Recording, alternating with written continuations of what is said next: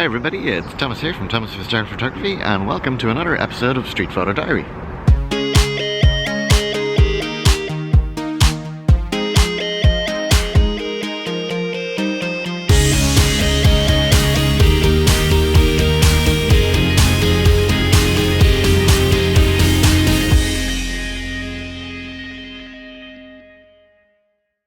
Okay, so today I am going to be shooting with the Sony A6000, which is a couple of years old now, and you can actually get them pretty cheap secondhand.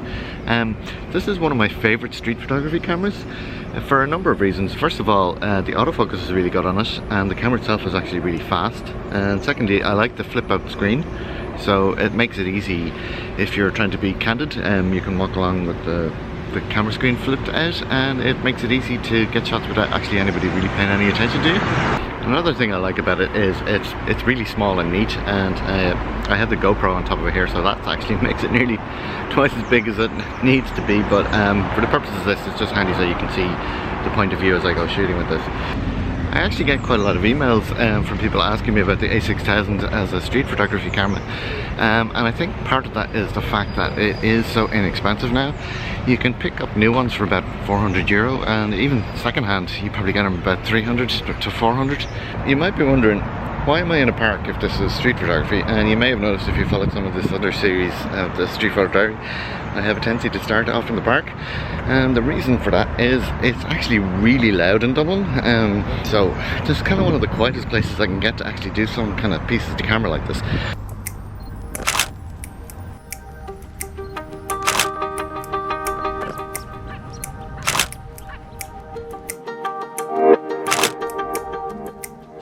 So I'm just setting up a shot here and waiting. When the lights go green, you actually get quite a good kind of crosswalk shot here.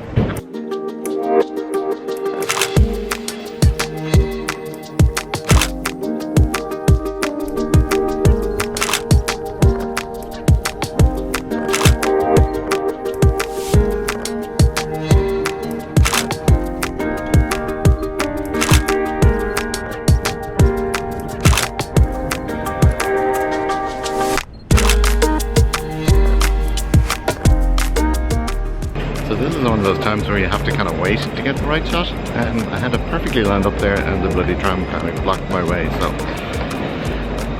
we're just going to wait and get it again.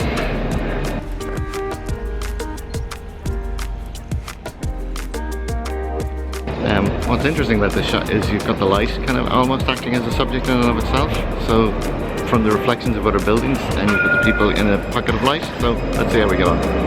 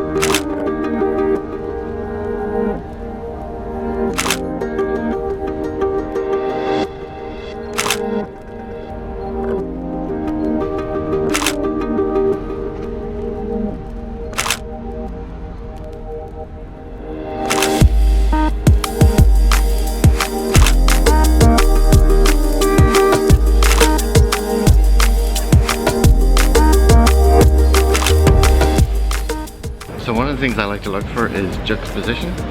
So in this case we use the kind of pink background, and as you can see that we have a guy, big kind of guy with a blue t-shirt walking by, which kind of works because you've got colour contrast and also subject contrast as well. So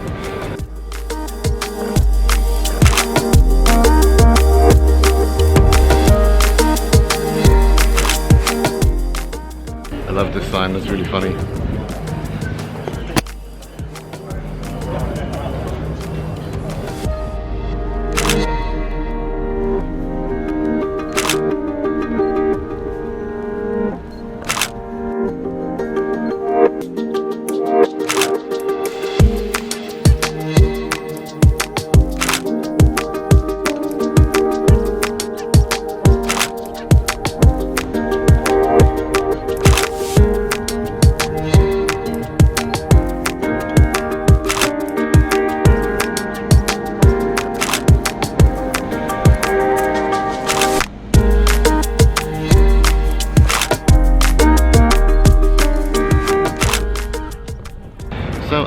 here in Dublin Castle at the moment, and it was lovely and sunny earlier, but now it's kind of greyed over a bit.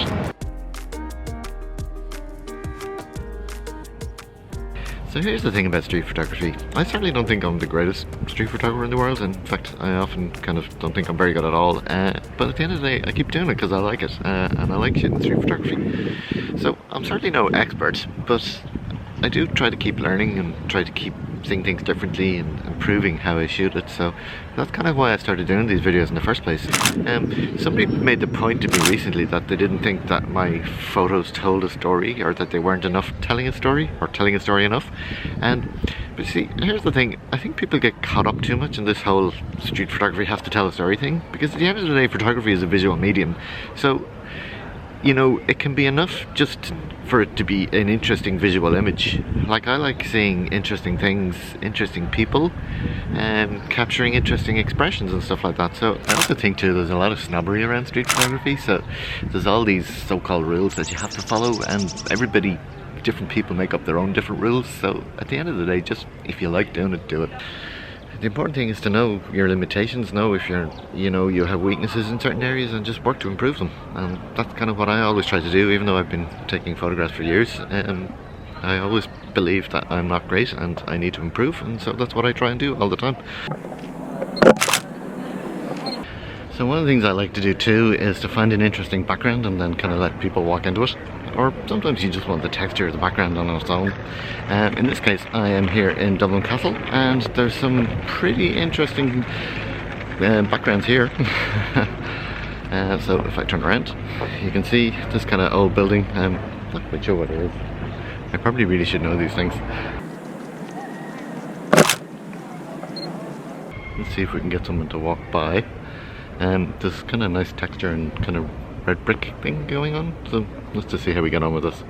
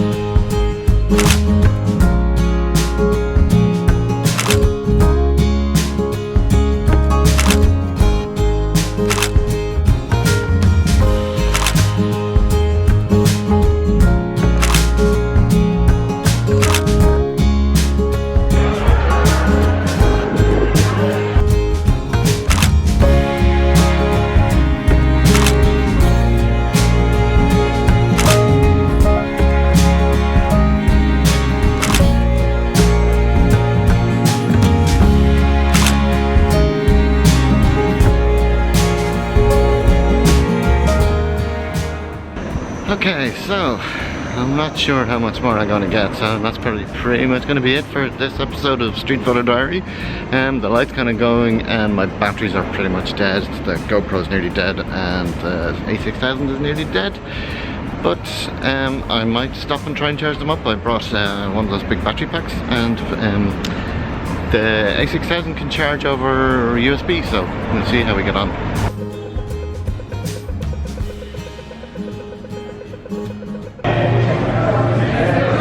You probably can't hear me in here because it's really loud, but basically I'm taking a pit stop for lunch, and one of the cool things about the A6000 is you can charge it over USB. So I have my power brick, which is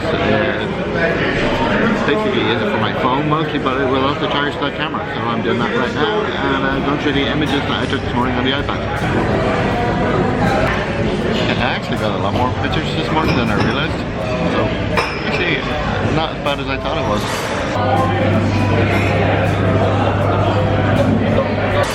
I often find that I think I haven't done great when I go out and shoot, but I ended up actually getting quite a lot, so fingers crossed it should be pretty good.